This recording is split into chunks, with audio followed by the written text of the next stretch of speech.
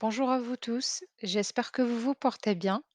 Donc, je suis ravie de vous retrouver encore une fois pour la deuxième partie sur la loi 0908. Donc, dans cette vidéo, nous allons examiner de plus près la réglementation et la supervision du traitement des données à caractère personnel au Maroc, en nous concentrant sur quatre grands aspects. Donc, la première chose qu'on va voir, c'est le rôle de la CNDP. Par la suite, on va examiner du près les déclarations que les responsables de traitement doivent faire auprès de la CNDP, ainsi que les sanctions encourues en cas d'infraction selon la loi 0908. Et par la suite, quelles sont les mesures de sécurité que les entreprises et les organismes peuvent mettre en place pour protéger les données personnelles de leurs clients, leurs employés et n'importe quelle partie prenante. Donc, on commence par la CNDP. La CNDP dite Commission nationale de contrôle de la protection des données à caractère personnel. Donc, c'est une commission nationale qui a été créée en 2009 par un Dahir, donc chargé de veiller à la protection des données à caractère personnel des individus. Donc, ça, c'est comme rôle principal, mais la CNDP a plusieurs missions dans ce cadre-là. Donc, notamment d'assurer le contrôle et le respect des règles en matière de protection des données à caractère personnel, de sensibiliser et informer les individus et les entreprises sur les meilleures pratiques en matière de protection des données, ainsi que de fournir des conseils et des recommandations aux entreprises et aux organisations pour les aider à se conformer aux obligations de la loi. Il y a également l'aspect de mener des investigations et des contrôles pour garantir que les entreprises respectent effectivement la loi en vigueur. Et puis, elle assure également une veille juridique et technologique pour rester informée des évolutions en matière de protection des données à caractère personnel dans le monde entier et pour adapter ses pratiques en conséquence.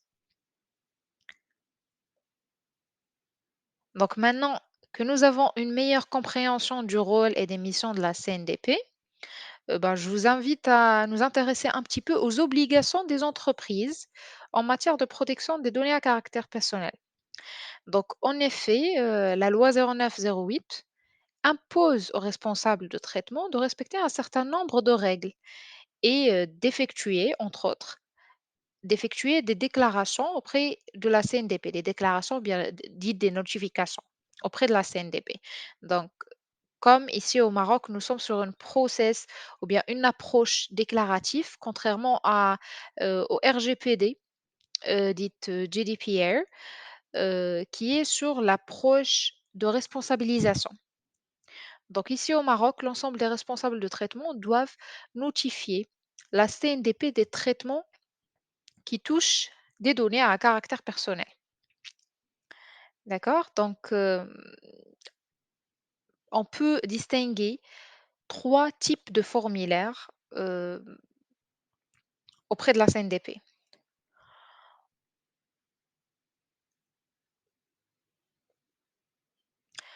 Donc, on a la fiche de demande d'autorisation préalable. Donc, cette fiche-là, le responsable de traitement doit remplir cette fiche-là si elle traite, s'il traite des données à caractère personnel qui sont sensibles. Donc, quand je dis des données sensibles qu'on a dit dans la première vidéo, donc ces données, ce sont des données génétiques, des données portant sur les infractions, les condamnations, des données de CIN, ADN, etc. Ou bien il va utiliser des données à caractère personnel à d'autres fins que celles pour lesquelles elles ont été collectées. Ou bien il va faire une interconnexion entre plusieurs fichiers. Entre plusieurs fichiers qui contiennent bien évidemment des données à caractère personnel.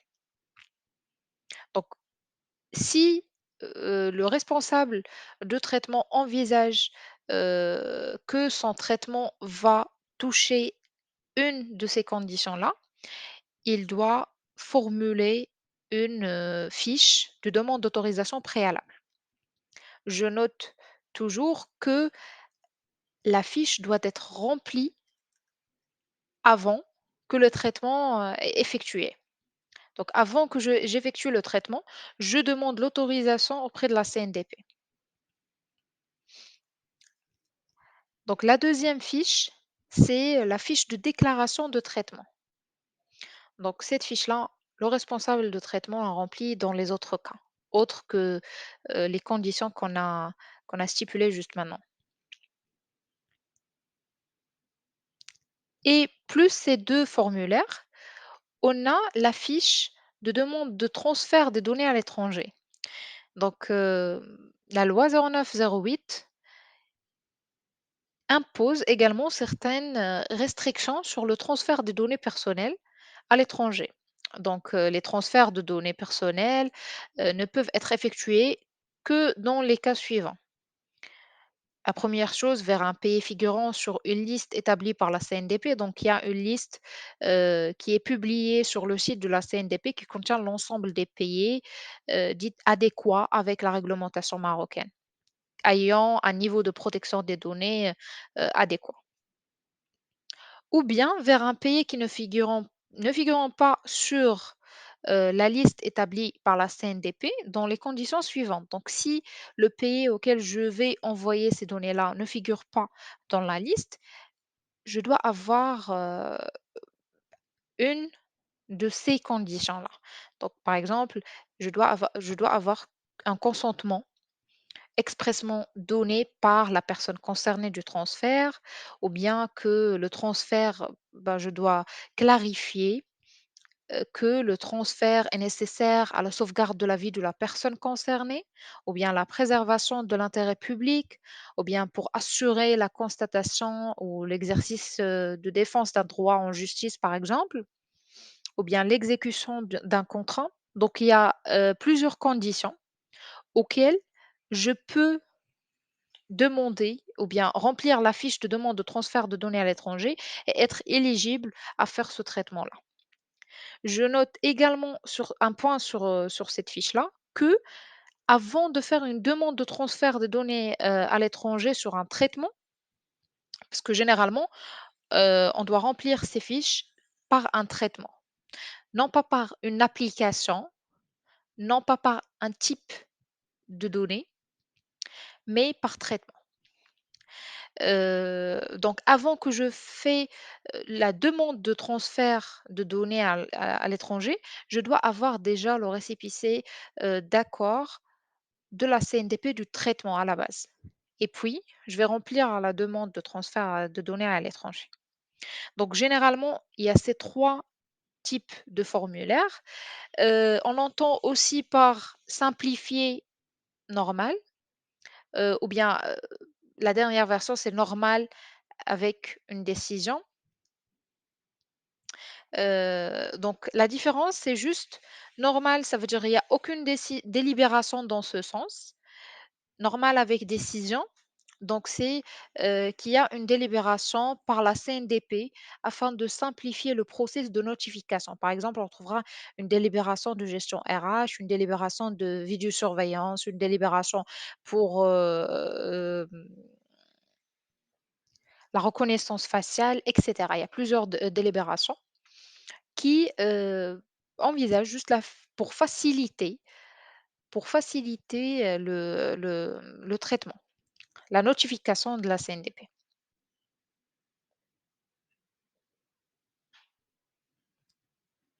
La bonne nouvelle, c'est que la Commission nationale de contrôle de la protection des données à caractère personnel a publié le 16 janvier 2023, donc cette année, son registre national de la protection des données à caractère personnel.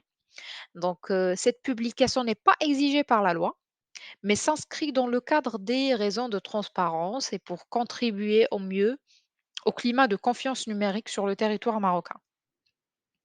Et grâce à ce registre-là, les individus ont aujourd'hui la possibilité de consulter en toute transparence les déclarations de données personnelles faites par les entreprises. Et par exemple, moi, comme individu, comment je peux utiliser ce registre-là? Si, par exemple, je suis dans un hôtel et que je remarque qu'il y a une caméra de surveillance. Donc, le cas simple, c'est l'hôtel doit notifier la CNDP par ce type de traitement.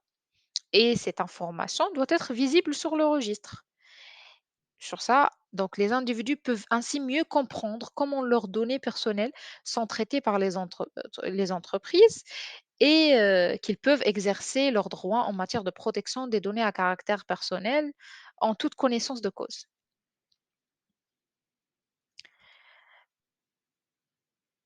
Toujours dans le même sens, par exemple, si je constate, ou bien si vous constatez qu'un hôtel ou toute autre entreprise ne respecte pas ses obligations légales en matière de protection des données à caractère personnel. Et l'une de ces obligations, c'est la notification auprès de la CNDP. Et que vous avez, par exemple, essayé d'exercer vos droits, mais que votre demande a été refusée automatiquement sans motif. Donc, vous pouvez là faire une plainte, bien une réclamation auprès de la CNDP, que ce soit en ligne. Donc, il y a tout un formulaire à remplir sur le site officiel de la CNDP ou par voie postale. Il y a les coordonnées sur le site également. Donc, après, la CNDP enquêtera sur votre plainte et prendra les mesures appropriées pour garantir que les obligations légales y sont bien évidemment respectées par ces organismes-là.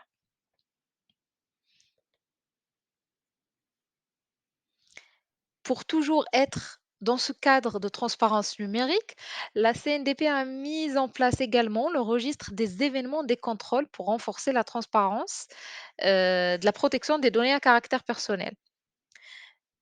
Donc ce registre permet aux citoyens marocains de voir les résultats des activités de contrôle et d'inspection que la CNDP effectue sur les entreprises et les organismes, que ce soit publics ou privés. Donc, en publiant ces résultats sur le registre, la CNDP peut assurer que les entreprises et les organismes respectent leurs obligations légales, bah, parce que les organismes, après, par la suite, ça pourrait être un risque de réputation, autre que d'autres risques. Et parmi ces risques-là, ce sont les sanctions. Donc, la loi 0908, dans son septième chapitre, énumère les sanctions prévues pour 15 types d'infractions. Par exemple, l'article 52 prévoit une sanction juste sur la création d'un fichier de données personnelles sans autorisation ou malgré le retrait de l'autorisation de la CNDP, avec une amende de 10 000 dirhams à 100 000 dirhams.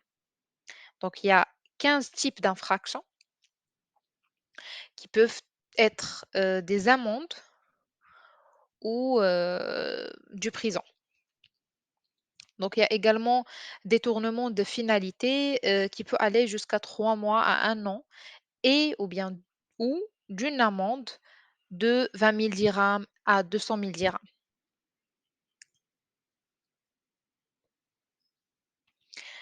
Et enfin, pour conclure et pour euh, sensibiliser ainsi les organismes à la protection des données qu'ils traitent dans leur quotidien, donc voyons quelques-unes des mesures de sécurité que les entreprises peuvent mettre en place pour protéger les données à caractère personnel. Donc, ces mesures comprennent notamment le contrôle d'accès. Donc, je dois essayer de limiter l'accès aux données personnelles à seulement ceux qui y ont besoin pour exécuter leurs tâches quotidiennes et mettre en place des mesures de sécurité. Donc, par exemple, un mot de passe, une double authentification, par exemple, s'il y a des données vraiment sensibles, d'essayer de faire une revue des accès, de crypter les données.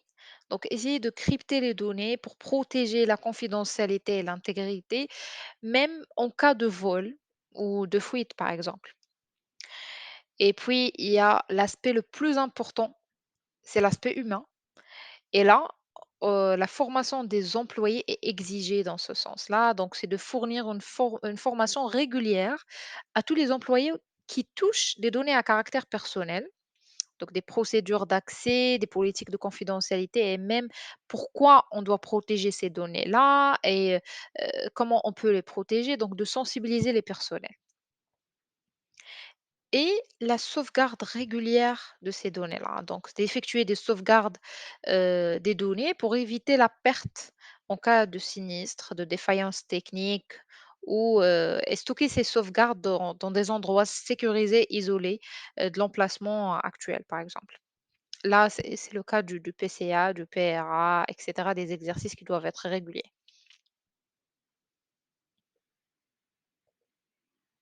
Donc, c'est ainsi que se termine notre présentation sur la protection des données à caractère personnel et nous espérons que cette présentation vous a fourni des informations utiles sur les enjeux de la protection des données et sur les obligations légales qui s'y rattachent.